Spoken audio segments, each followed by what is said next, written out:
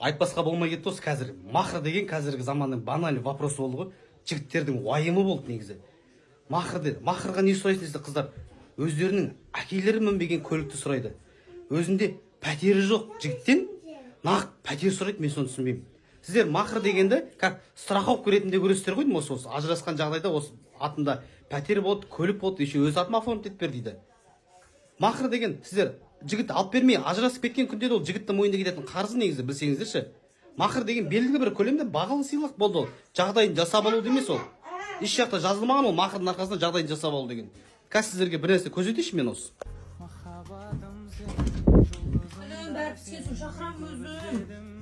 Менің келіншегім 2011 жылы басын айта кетейін, мысалы, үкілі ару, Жамбыл облысының Мисс Тараз, Тараз аруы, финалистка Мисс Қазақстан. Ең бастысы, көрдіңіздер ма? Үйленгелі бел басынан орамалын тастамайды. Мен махрға алтын алқа сұраған. Оның да сұраған жоқ. Белгілі бір көлемде күмістің бағасынан асу керек деген, күміспен есептелген негізі, алтынмен емес. Сол көлемде асатын алтын алқа сұрады болды. Оның өзін мен биыл алып бердім негізі. Көрдіңіздер ма?